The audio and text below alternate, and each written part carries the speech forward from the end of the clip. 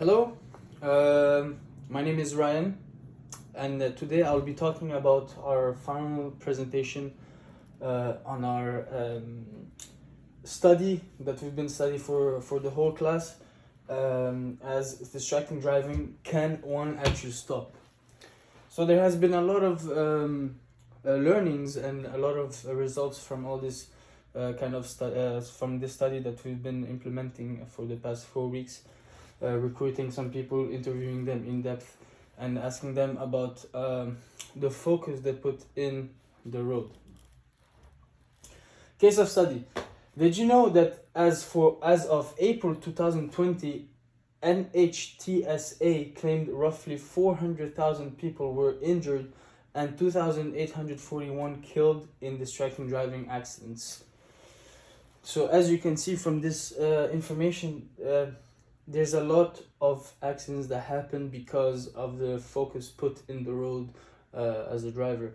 Now, we're gonna get more into the study and be more specific about the age group that gets most distracted. Research question: why distracting driving is so common among teens? So as you can see, there's different. When you talk about older people and younger people, there's a various amount of factors that put in place how do they focus on the road. Now, what we will cover.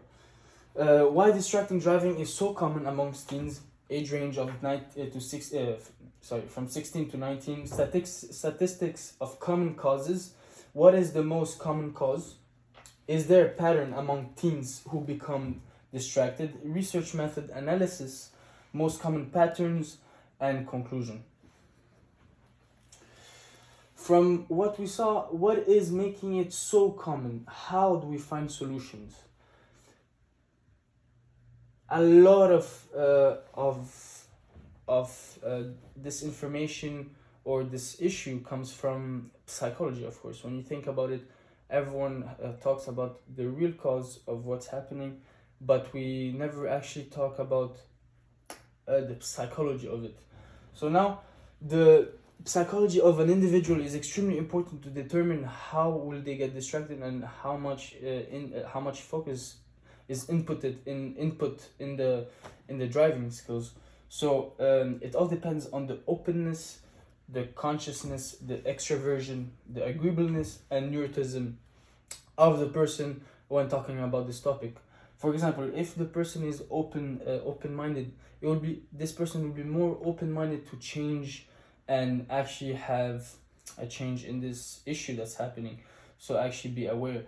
The consciousness, being conscious of what's happening around themselves, is very important to acknowledge the fact that this has to be changed.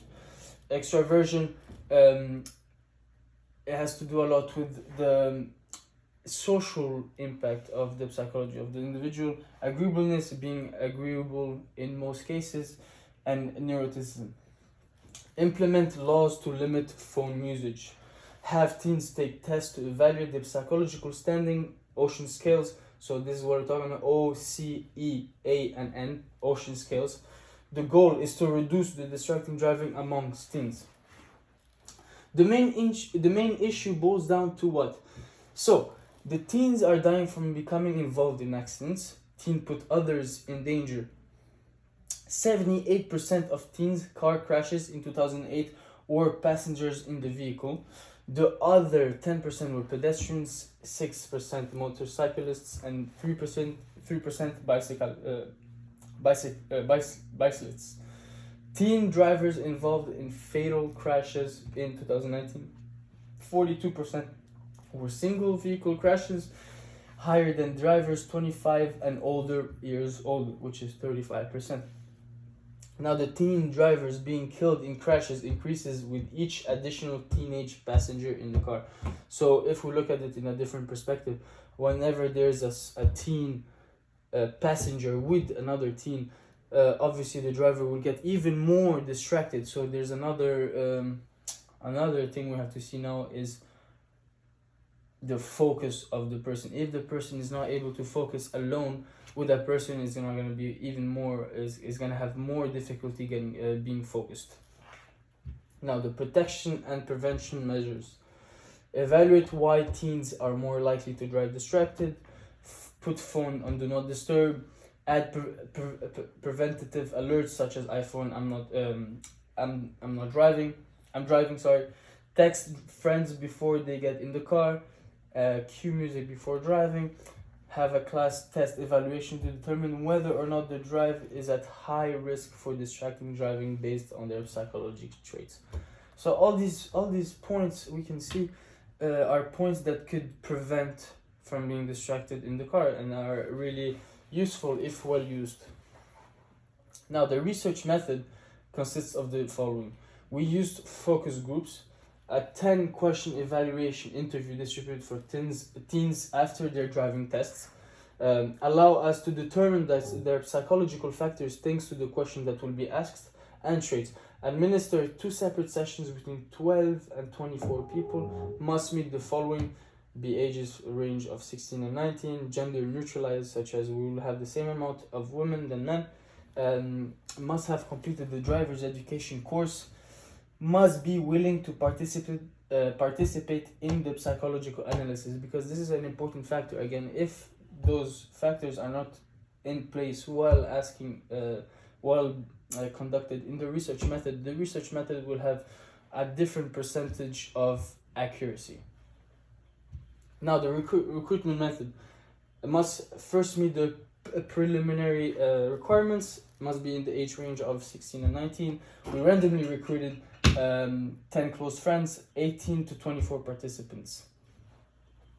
Now, the age, this is a category scale of what will be happening. So gender, men, women, parents.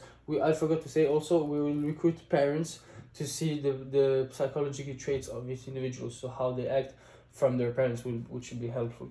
So parents at least 4, age 16 to 17, 10, 18 to 19, 10, parents 4, gender, men, same thing. Now, the method of our analysis: collecting information from our in-depth interview with each individual. In this study, we will use a content analysis with our findings using a systematic method. We will then determine the conclusion based on our given results. The major problem and biases. The psychological scale we use can cause participants to not answer truthfully. Some participants may feel obliged to follow the rules, social pressure of information being released in the media. The participants may feel judged by the interviewee. Some participants picked at random may not feel comfortable with the psychology analysis. So all these factors we have to look into it, because in our research it's not only positive factors that come in place but also negative. So we have to look at those things and take them into consideration and try to move forward with them. The findings and patterns that we've been able to gather. Playing music plays a big role in distracting driving. People say that they had possible accident once or twice but never recall multiple times. Feeling bored, addicted to smartphone. Many agree that driving distracted is extremely dangerous, but really all cannot go the duration of their trip without checking their phone. So if you look at it, at our findings and patterns, you can see that most teens are aware of getting distracted on the phone, but their recklessness takes over, and their addiction of the phone takes over, and all those factors are factors that are taken into priority into their mindset, because if you look what they put into priority, it really determines how they think. Playing music plays a big role in distracting driving. Several responses claimed they use their phones while driving to play music. Participant A1 said, "I get distracted while changing the song." Participant A1 also said, "I also play music. I always play music, sorry." Participant A3 said, "I like to play music when I drive," and also mentioned taking videos, dancing in the car with their peers. Many people recalled less possible accidents than expected. Participants said they were involved in 1 or 2 possible accidents, but we think many could have downplayed this, avoid feelings, judge, and recklessness. Participants A1 said, I've had it happen once. We were taking Snapchat, and other because the directions were wrong. Participant A2 said, I almost rear-ended someone once, but it was never that close. Participant A3, I'm a good driver. I can get caught up on FaceTime. So there's a lot of different answers into this particular question, but as you can see, there's less accidents than expected, but a lot of them has been in the situation where they almost crashed. Many people feel that it reflects on them. So we saw patterns of people claiming how smart they are and how they are able to multitask easily in the car. We felt that many answers people saw distracting driving as an indicator of a good multitasking skill. So maybe it can look cool for them to be able to multitask while they drive. A1 said, I know when it's safe to use my phone, and I never use it on the freeway. A2 said, when I asked about checking phones at red light, I said, I know I can use my phone if my car is not moving. A3 participant said, I always receive messages and I have to check them. I'm working in the car most of the time. So a lot of factors are taken into consideration now, such as people think that a lot of habits are put in place into those answers, but there's none of them that really say I try to stop using my phone on the car. Smartphone addiction. Many participants claim they check their phone out of boredom or habit. When asked how often they check their phone at the red light, 70% said all the time. I use my car to make phone calls because I don't have enough time otherwise. A2 said, I check it because sometimes I'm sitting there and there is nothing else to do. And A3 said, I feel bored when I don't check my phone for longer than 10 minutes. So as you can see, there's a huge addiction going on. Here is one graph that we mentioned here. If we look at this graph, over here, this graph talks about distracting driving in teens, the frequency of it, and the age. So 16-year-old, there's 4, 17-year-old, 4. This is a smartphone usage according to our quantitative results. So as you can see, all these frequencies are the same for the ages and a bit lower for 19 years old. Now, distracting driving is dangerous. Of course it is. All participants agree distracting driving is dangerous and extremely dangerous. Yet they also say they couldn't go to the duration of their trip without checking their phone. Again, this plays in role with the addiction. A2 said, I could have been in an accident. A4 said, one look could change your life.